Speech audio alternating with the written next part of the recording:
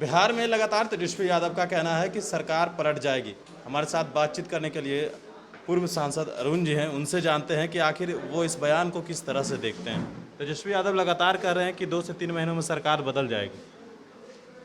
अरे भाई, एक कपटी सरकार, भ्रष्ट सरकार, जालिम सरकार जितना जल्दी जाए हम तो लड्डू बांट देंगे, लेकिन शब्द से नहीं ना होगा। अब गणित समझना होगा। वो बोले हैं तो हम भी जरा समझेंगे।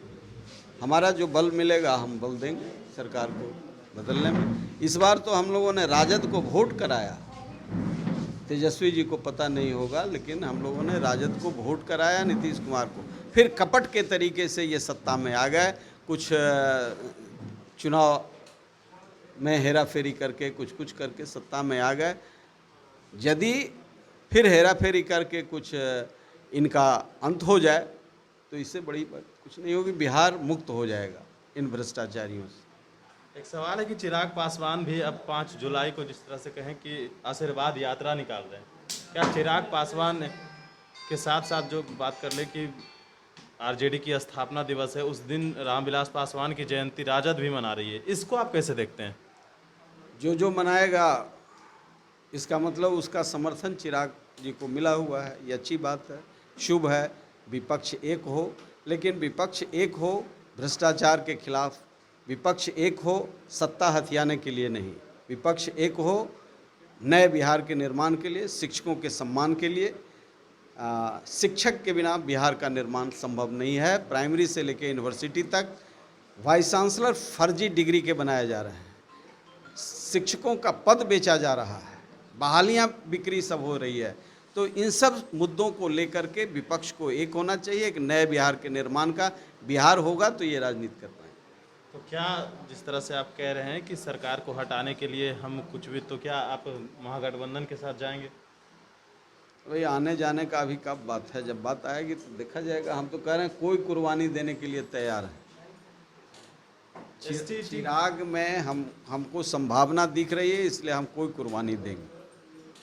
एसटीईटी की परीक्षा लगातार जो है वो छात्र प्रदर्शन कर रहे हैं।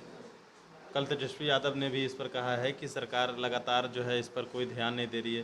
क्या लगता है कि एसटीईटी छात्रों के साथ क्या हो रहा है? आज मुख्यमंत्री नीतीश कुमार दिल्ली से लौटे हैं।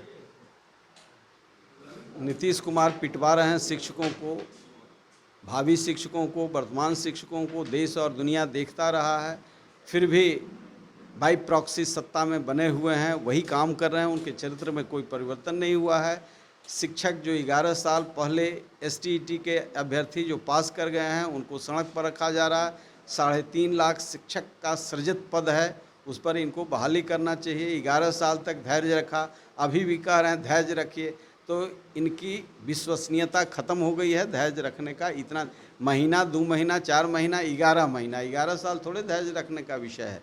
इसलिए डेस्परेट हैं, स्वाभाविक है। उनके भविष्य अंधकारमय है। नीतीश कुमार जब सड़क पर थे, बख्तियारपुर से पटना आते थे ट्रेन से, उस दिन धैर्य तो नहीं रखे, कई काम और करना चाहते थे। और इनको कह रहे हैं धैर्य रखिए। विजय कृष्ण जी जेल में हैं, उनको कई बार रोक करके पॉलिटिक्स में रखे, नहीं तो ये ठेकेदारी करने जा रहे थे। बिल्कुल, तो ये थे हमारे साथ अरुण, पूर्व सांसद अरुण, जिन्होंने कई सवालों का जवाब दिया। और भी अपडेट्स देंगे बर्ड न्यूज़ फाउंडेशन के साथ। नमस्कार।